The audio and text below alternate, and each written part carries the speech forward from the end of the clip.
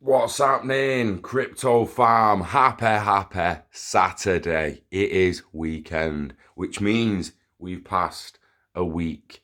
One step closer to mass adoption and global maturity. Oh, yeah. Hope you had a good week. Hope you're going to have a great weekend. Welcome back to Love for Crypto. I'm Scott. Whether you're watching on IGTV, Facebook, or YouTube, it is a pleasure to have you here, and I am eternally grateful that you take time out of your day to watch and consume my content. So thank you. You might have noticed last night, Brad Kimes hosted a special chat with Lee from SPQR Media and Mikey Fresh, Mr. Fresh, and Kurt was going to be there, but Kurt struggled to make time for it. Really, he had other things going on. Apologies, he couldn't make it there. Maybe we can get on the next one, or I'll get on the next one and throw my opinions down. But I just wanted to go over the overview, the design overview of USDX, and just lend my thoughts to it, really. I've not had my cappuccino again, guys, so if I start yawning, I apologise. A little bit tired. I've legitimately been up 23 minutes. So, yeah. Right, yeah, let's just get right into it. If you want a more technical, deep analysis than what I'm about to give, I would watch a 90-minute video of Brad Kimes today. I will be watching it myself a little later on. I didn't have time last night. I haven't seen the video. I've seen little bits of it. And I posted this to a few people on Telegram who was asking about it last night. And I also posted it in our Telegram, just to let people know where the design on GitHub was and that they could go and read it and that. But USDX, right? So USDX is a collateralized debt position system. It's built on Cosmos.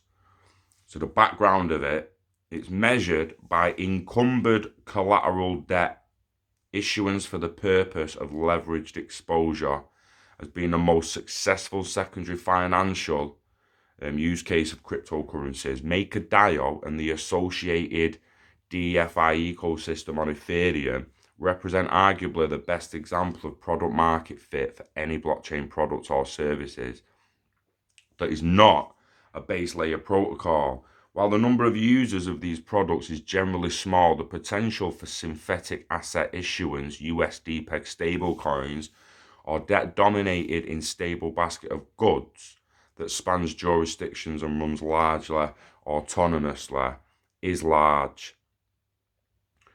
So it's good, and you should have a look at it, and also have a look at Tendermint from Cosmos.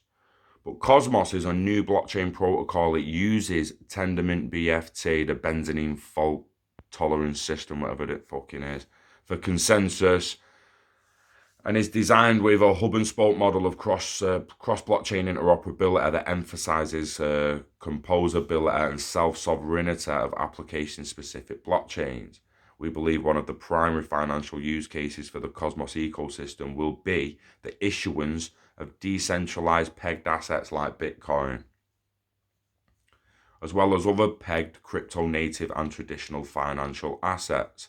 We are building a blockchain on the Cosmos software development kit for the purpose of issuing collateralized debt positions, CDPs, for assets in the Cosmos ecosystem. The design of the CDP zone is inspired by multi-collateral DAI.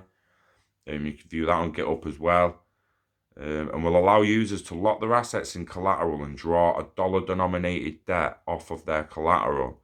We believe this zone is a useful addition to the Cosmos ecosystem, providing a native way for users to gain leveraged exposure to a basket of assets in the Cosmos ecosystem. A basket of assets. Sounds familiar, that, doesn't it? So the design, there are 4 modules that make up the system. There's a price feed, auction, a CDP, and a liquidator. So the price feed module implements a simple price oracle where the group of whitelisted oracles post prices for various assets in the system. The median price for all valid oracle prices is then taken as the current price in the system. The adding and removing of assets is controlled by governance proposals. The auction module implements 3 distinct auction types that control the supply of bad debt and surplus in the CDP system. The forward auction, it's a standard auction where the seller takes increasing bids on an item. Each bid increments the price, as well as the duration of the auction. This auction type is used when there is a surplus of collected fees in the system. The surplus is converted to stable coins and sold to governance tokens.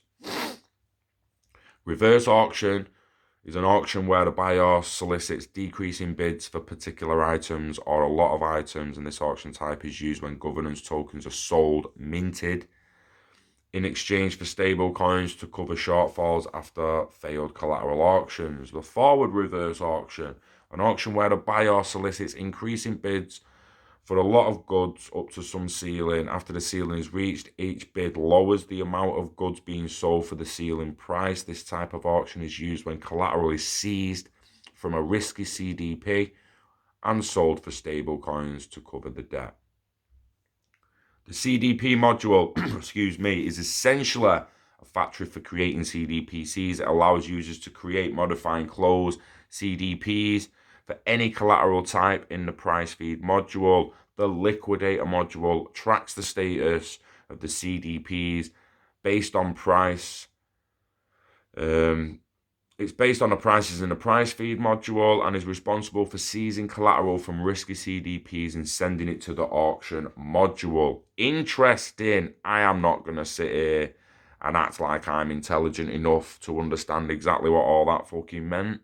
But what I do find interesting is the Bitcoin proof of stake Bitcoin sidechains, where they present a design for the Bitcoin sidechain based on the Tendermint consensus protocol. So the same thing as what you're seeing with XRP and USD, based on the Tendermint consensus, enabling the development of a decentralized network which coordinate and manage reserves of Bitcoin, allowing for customer applications, codes, and smart contracts while use Bitcoin as a native currency. We also avoid a long-range attack problem of proof-of-stake networks by periodically time-stamping the sidechain on the Bitcoin blockchain, gaining the security of Bitcoin's proof of work in addition to the instant finality of BFT consensus protocols.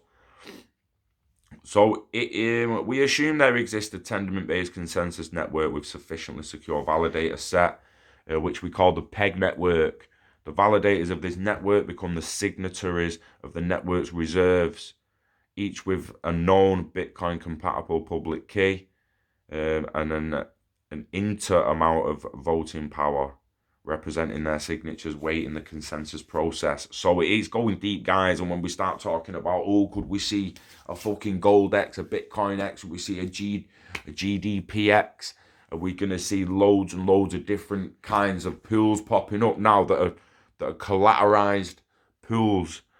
It's extremely interesting, and like I say, I'm not going to act like I know exactly the ins and outs and the workings of it. What I am going to do is get myself over to Brad Kime's channel and watch that chat with Mr. Fresh and shit.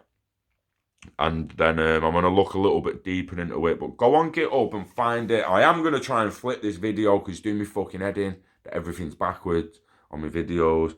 But my app to flip vids has stopped working. I flip the vid and it just ends up audio. So if it fucking stays flipped, apologies. Blame the shit apps. It take me too long to put it on Adobe and fuck about. So, yeah. It is extremely interesting. It excites me. The more news we get, it's just one step closer to the mass adoption. Oh yeah. It's weekend, guys. Go and have a good one. Go and enjoy yourselves. Don't spend too much money if it's not on XRP, will you? Live long and hodl. Health and happiness to you and yours. Yeah, you know the script. We love crypto. We love XRP. And we love you. Fuck yeah. Take care, guys. Peace.